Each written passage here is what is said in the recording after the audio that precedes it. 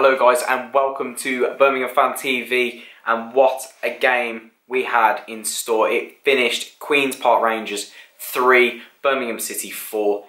What a result. I think at the end of the day, taking the whole drama out of the game, what a result. We've gone to Loftus Road, we've scored 4 goals, we've got the 3 points. Massive away win, really difficult place to go, Loftus Road this season. And, you know, ultimately, we've got the 3 points. It was a tale of two halves, really, wasn't it? Let's be honest.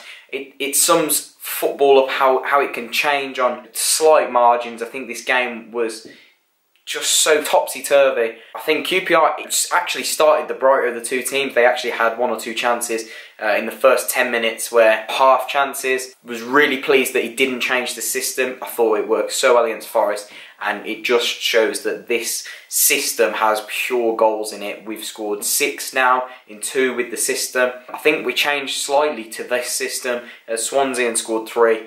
And look, we got off to a flying start.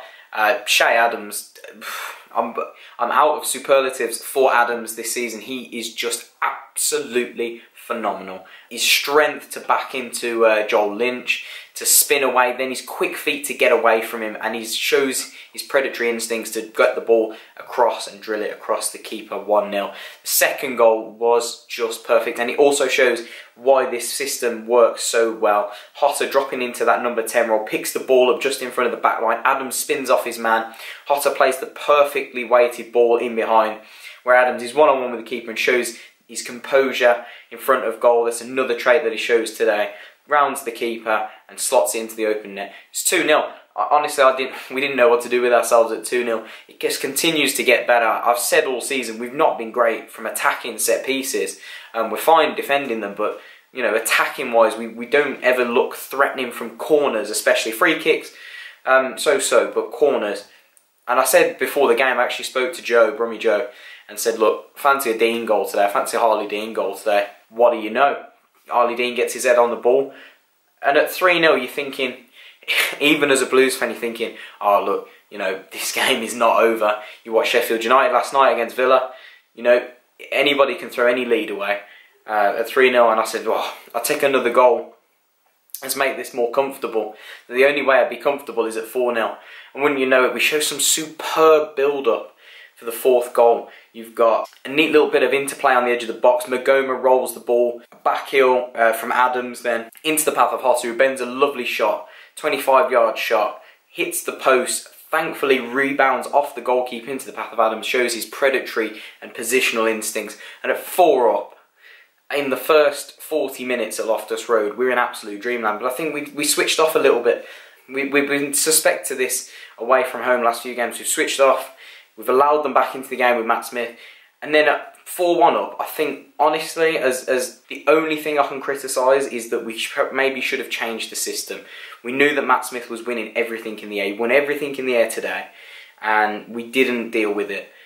We should have brought Pedersen on, in my personal opinion, to deal with the height. We needed more height in there to combat that. They got at us down our left-hand side, their right. Collan was torn apart, especially second half.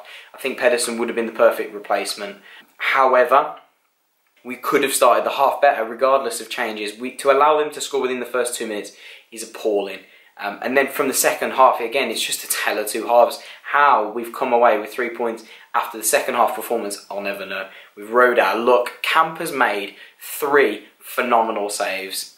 He made 1 from Wells at point blank range. He's tipped 1 over from Matt Smith that was heading into the top corner. And then obviously, how to end a game at 4-3 with 90 minutes on the clock.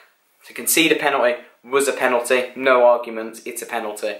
And to save the way he did, Lee Camp, you know, I've been a little bit critical of him this season, as will every Blues fan. Hold their hands up and say, look, Camp said his critics, but my God, keepers win you points, and Lee Camp's won us points today. 10 clean sheets this season. The guy deserves some respect, regardless of how many mistakes he's made. It's the points he's saved us. I think that's testament to the guy as well, for picking himself up after criticism. So, more than delighted. And 3 points, 2 massive points to take into Tuesday night now, sitting comfortably in 8th place. Just shows how well we've got. And look, if we don't get a points deduction, I seriously now would still consider us outsiders for the playoff push, if I'm perfectly honest. But look, it's anybody's race still.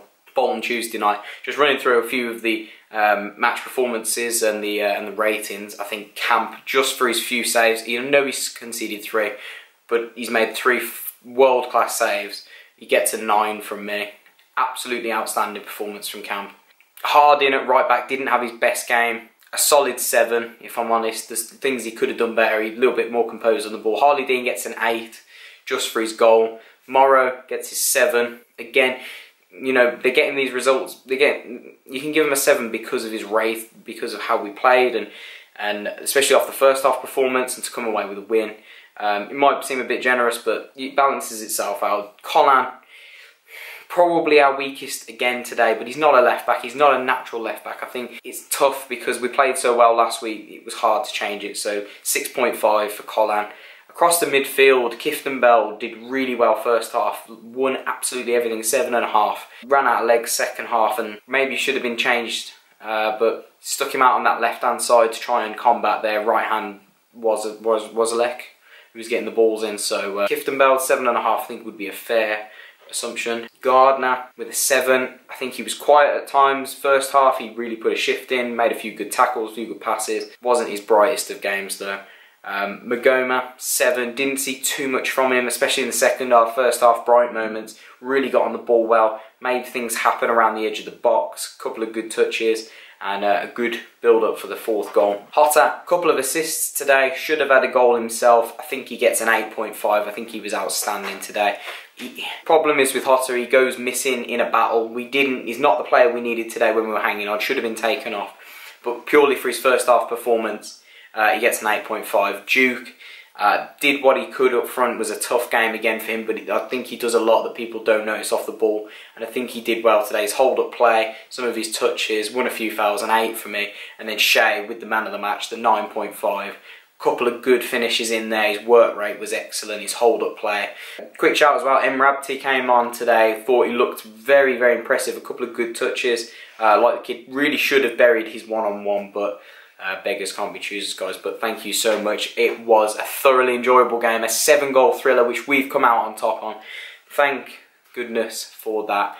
But guys, it was a fantastic game. Don't forget to leave a like for this one. Don't forget to drop a comment down below. Who was your man of the match? Let me know. Were the ratings fair? Is any that you wouldn't agree with? And would you make any changes ahead of Tuesday night's game against Bolton, guys? But that is all from me. Don't forget, I will be at Borsley Labour Club on Tuesday night before the game. Pop down, get your thoughts on the vlog, and we will post them, obviously, in the vlog video, guys. But thank you so much for watching. Drop a like, subscribe if you're new around here, and I'll see you next week. Keep right on.